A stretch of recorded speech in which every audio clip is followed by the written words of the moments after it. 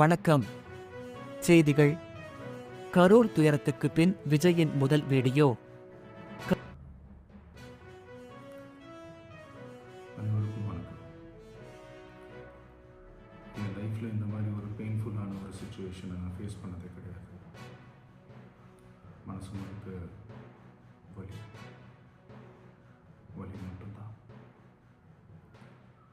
இந்த சுற்றுப்பயணத்தில் என்னென்ன மக்கள் பார்க்க வராங்க, அதுக்கு ஒரே ஒரு காரணம் தான், அவங்க என் மேலே வச்சிருக்கிற அன்பும் பாசம்.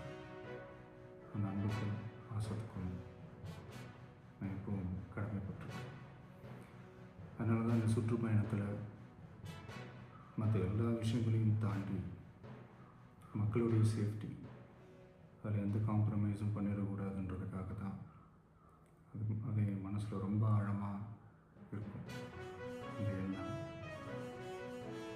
அதனால தான் இந்த அரசியல் காரணங்கள் எல்லாத்தையும் தவிர்த்துட்டு ஒதுக்கி வச்சுட்டு மக்களுடைய சேஃப்டி மட்டும் மைண்டில் வச்சுக்கிட்டு அதுக்கான இடங்களை சூஸ் பண்ணுறது, அதுக்கான இடங்களை பார்த்து பெர்மிஷன் கேட்குறது, போலீஸ் டிபார்ட்மெண்ட்டில் அதை ரிக்வெஸ்ட் பண்ணி கேட்போம்.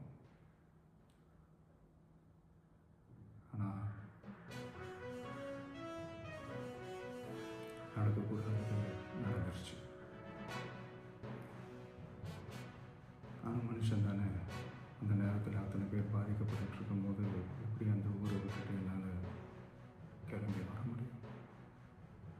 நான் திரும்ப அங்கே போகணும்னு இருந்துச்சுன்னா அதை ஒரு காரணம் காட்டி அங்கே வேறு சில பதட்டமான சுச்சுவேஷன்ஸ், வேறு சில அசம்பாவிதங்கள், அந்த மாதிரி எதுவும் நடந்துடக்கூடாதுன்றதுக்காக தான் நாங்கள் அவாய்ட் பண்ணோம். இந்த நேரத்தில் சொந்தங்களை இழந்து தவிக்கிற இத்தனை குடும்பங்களுக்கும் என்னுடைய ஆழ்ந்த இரங்கலை தெரிவிச்சுக்கிறேன். எனக்கு தெரியும், என்ன சொன்னாலும் இது ஈடே ஆகாதுன்னு எனக்கு தெரியும். ஹாஸ்பிட்டலில் ட்ரீட் பண்ணிகிட்ருக்கிற எல்லாருமே சீக்கிரமாக க்யூர் ஆகி வரணுன்றது இந்த நேரத்தில் நான் வேண்டிக்கிறேன். கூடிய சீக்கிரமே எல்லாரையும் நான் சந்திக்கிறேன். இந்த நேரத்தில் எங்களுடைய வலிகளை, எங்களுடைய நிலைமையை புரிஞ்சுக்கிட்டு எங்களுக்காக பேசின அரசியல் கட்சிகளை சார்ந்த நண்பர்கள், தலைவர்கள் அனைவருக்கும் என்னுடைய நன்றியை தெரிவிச்சுக்கிறேன். கிட்டத்தட்ட ஒரு 5 மாவட்டத்துக்கு பிரச்சாரத்துக்கு போகணும். இந்த மாதிரி எதுவுமே நடக்கல. ஆனால் கரூரில் மட்டும் ஏன் அப்படி நடக்குது, எப்படி நடக்குது? மக்களுக்கு எல்லா உண்மையும் தெரியும். மக்கள் எல்லாத்தையும் பார்த்துக்கிட்டு இருக்காங்க. கரூரை சேர்ந்த அந்த மக்கள் அந்த உண்மையெல்லாம் வெளியில் சொல்லும்போது எனக்கு கடவுளே நேரில் வந்து இறங்கி அந்த உண்மைகள்லாம் சொல்கிற மாதிரி எனக்கு தோணுச்சு. சீக்கிரமே எல்லா உண்மைகளும் வெளியில் வரும்.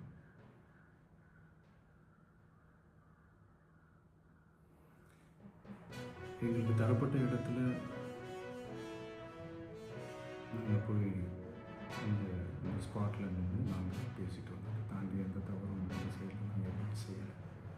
பட் இருந்தாலும் எங்கள் கட்சியை சேர்ந்த நிர்வாகிகள், தோழர்கள் மேலே எஃப்ஐஆர், அது மட்டும் இல்லை சோஷியல் மீடியாவை சேர்ந்த நண்பர்கள், தோழர்கள், அவங்க மேலே எஃப்ஐஆர்லாம் போட்டு இப்போ பிடிச்சிக்கிட்டு இருக்கிறாங்க.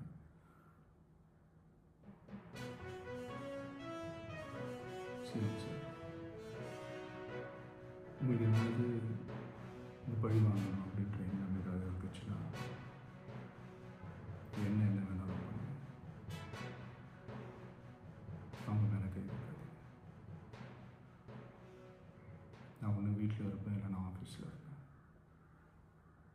என்ன வேணாலும் செய்யுங்க.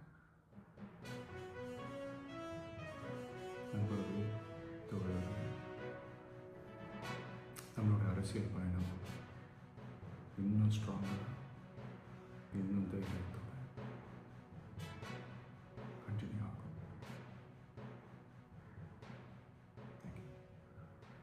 இத்துடன் தொடர்ந்து வரும் செய்திகளை பார்க்க உங்கள் SR நியூஸ் பாருங்கள். நன்றி, வணக்கம்.